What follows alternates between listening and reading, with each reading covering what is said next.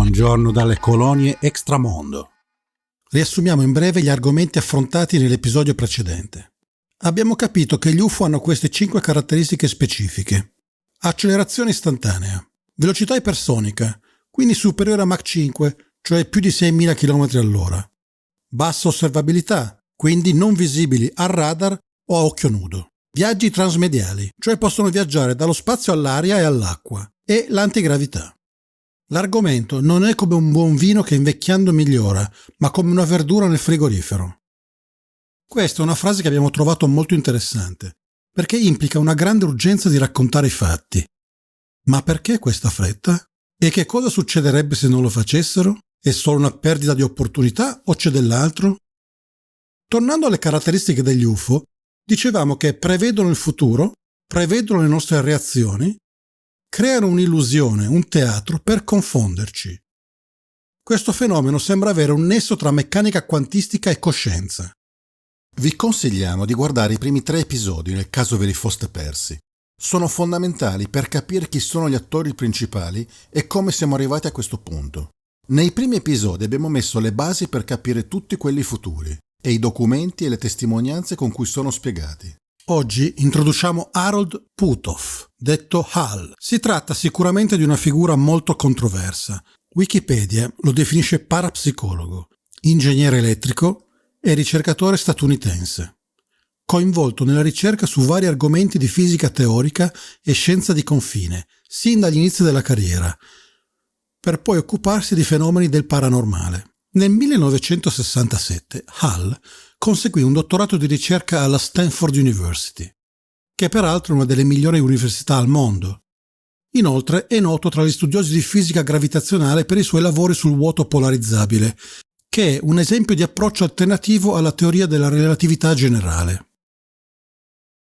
In seguito ha diretto un programma presso l'SRI International Stanford Research Institute, con lo scopo di indagare sulle capacità paranormali di visione a distanza, detta anche chiaroveggenza. Questo programma prima fu classificato come top secret, poi, declassificato, divenne molto famoso presso il pubblico dedito ad argomenti di frontiera, riservati o misteriosi.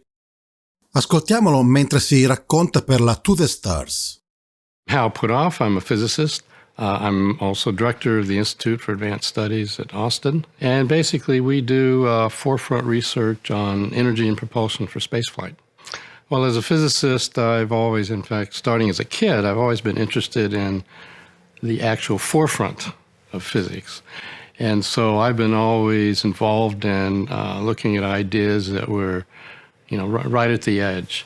And along the way, I ended up getting interested in space flight, followed the space program in great detail. My ex-CIA contract monitor, Kit Green, told me about Tom and what he was doing and said he thought I should meet him because Tom was really exploring new areas right at the edge of research, and that since that was my interest level, it would make a good combination.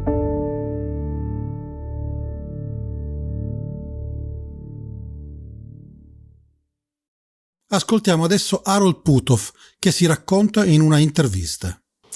Well, I was a straight physicist, got my PhD at Stanford, had just published a quantum electronics book, graduate level, published in English, French, and Russian. And one of the things that kind of bugged me was, well, what about consciousness? Can we account for that in our physics and so on? So I was kind of searching around for ways to look into that kind of thing. And so just on a lark, I did an experiment with a famous psychic who perturbed some well-shielded quantum chips inside. Yeah, Ingo Swann, yeah. And I circulated that around, and so suddenly the CIA landed on my doorstep and said, "Oh, we've been looking for you." The Russians and East Bloc countries are spending millions of dollars a year on, quote, ESP, and no scientist in America even believes there is such a thing. Yeah. Well, since you're willing to do this experiment kind of on a lark, would you be willing to look at this field for us? And of course, their idea was, I'm hoping you'll find it's all nonsense, so we don't have to worry about it. But anyway, that grew into, 23-year program, working for many parts of the government, top secret programs and so on, and training Army intelligence officers and that kind of thing. But it was only a few years later, and the government was looking into how to deal with the UFO problem, as you would say. Mm-hmm. We say UAP, unidentified aerial phenomena. And so you're going to look into something weird like that. Who are you going to call? Right. Well, there I am. And so I got involved in that program. And then getting drawn into the remote viewing program by the CIA and DIA, and then finding out, oh my gosh, there are people who just sitting in their armchairs at home can, with a little bit of training, a little bit of instruction, really see events elsewhere and so on. So that opens up a whole new window that, gee, there's a lot going on. Yeah, reality isn't what we thought it was. Reality isn't, what you ordinarily think it is. And then finally getting into the UFO area and seeing the complexities there, and it's unbelievably complex. So the main take-home message is that our usual sort of ordinary view of reality is really a small element. And there are all kinds of things. Like healers and that kind of stuff. Yeah. As I'm also a fellow of the Fetzer Institute, and we look at some shaman healing in China and that kind of thing. But there's some amazing things going on. So I think that each of these are all pushes in new directions to say the human being is much more than what ordinarily our educational system tells us it is.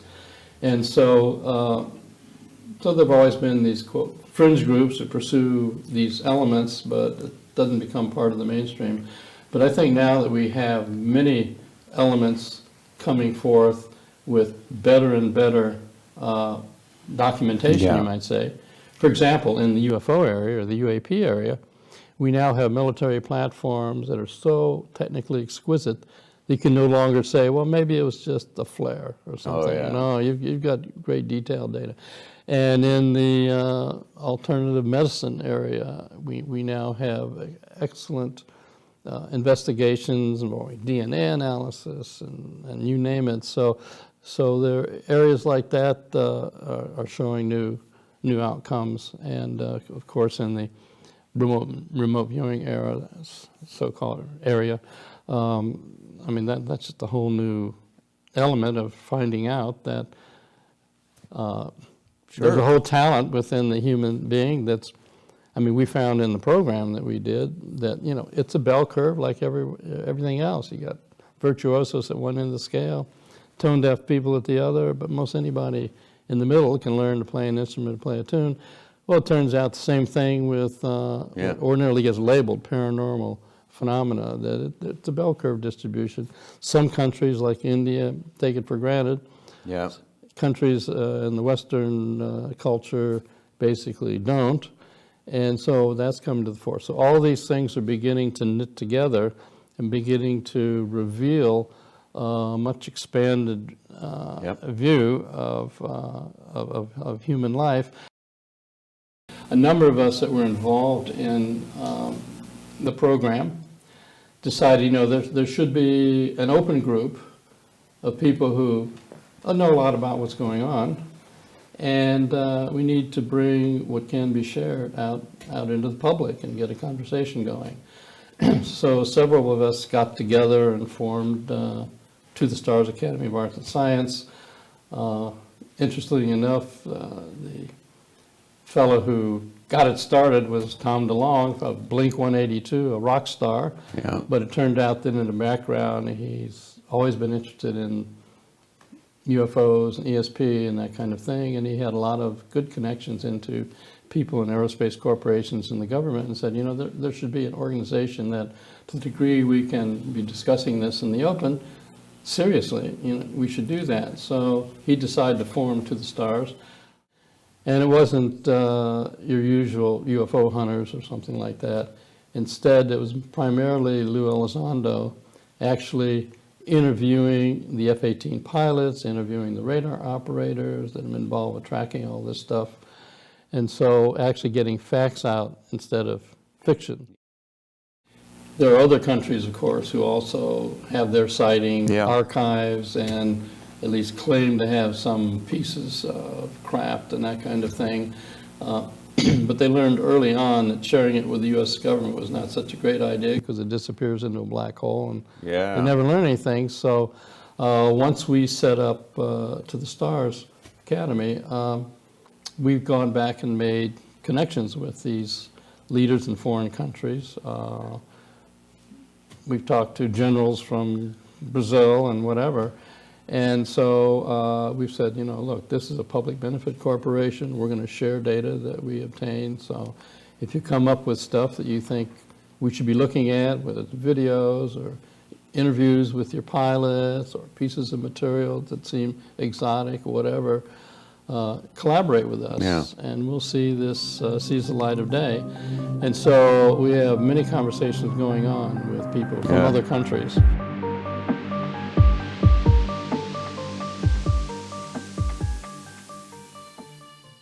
Un'altra persona chiave di To the Stars è l'ex sottosegretario della difesa Christopher Mellon. Si tratta di un esperto di intelligence e di sicurezza nazionale noto per il suo lavoro nell'amministrazione di Bill Clinton e George Bush. Sentiamo come lui stesso definisce il suo ruolo. My name is Christopher Mellon. I'm the former Deputy Assistant Secretary of Defense in the Clinton and Bush administrations and the former Minority Staff Director of the Senate Intelligence Committee.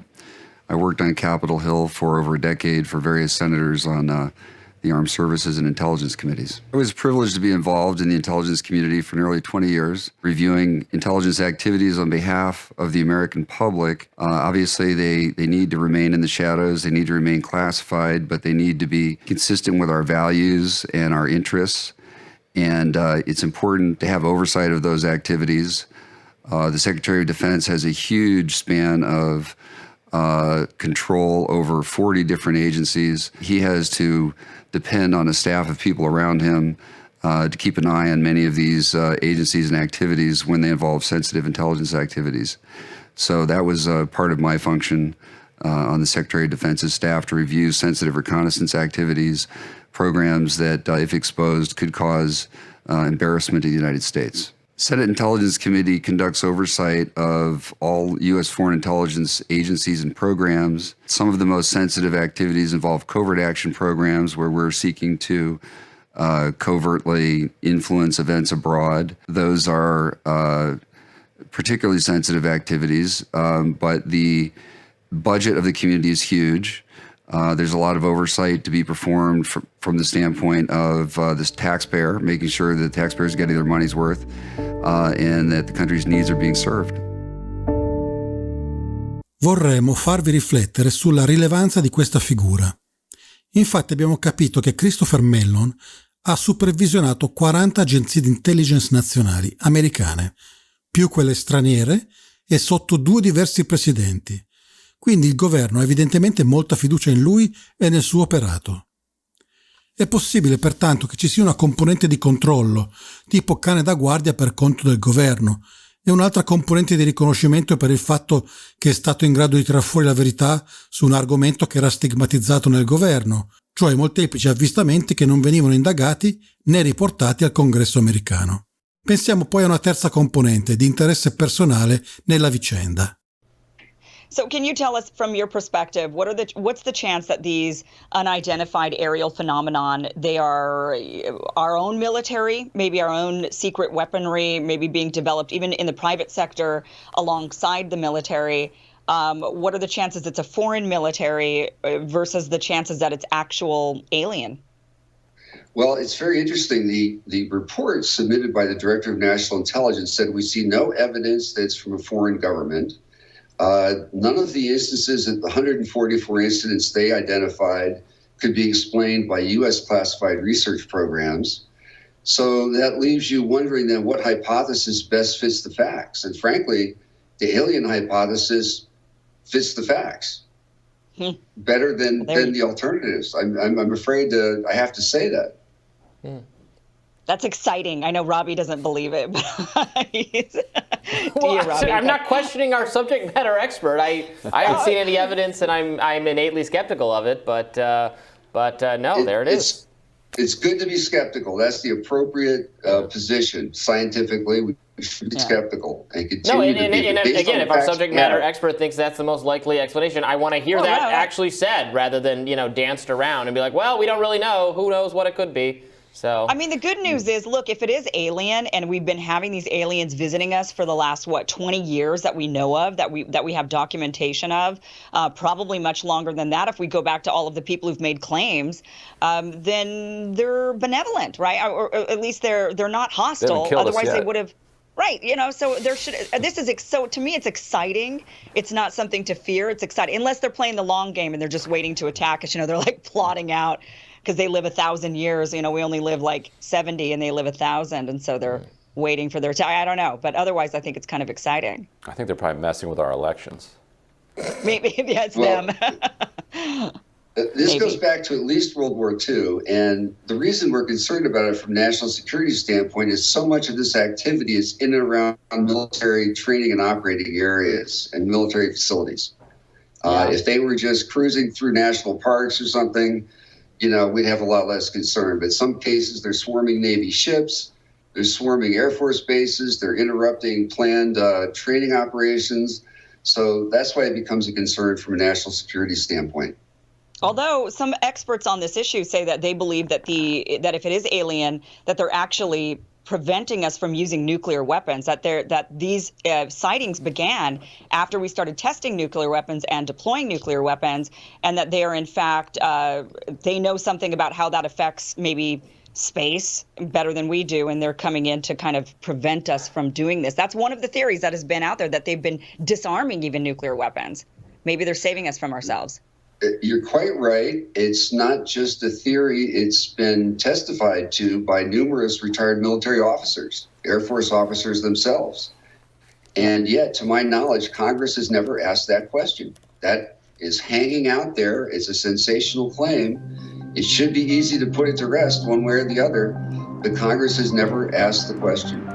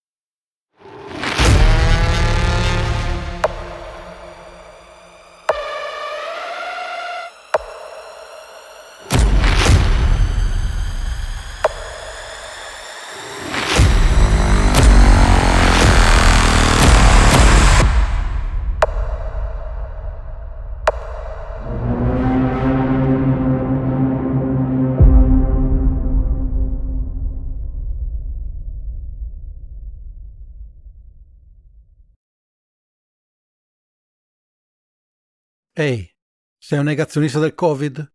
Sai già cosa fare. Ma se invece non hai dei pregiudizi e sei solo curioso di capire cosa sta accadendo, partecipa, commenta e condividi il video. Al prossimo episodio.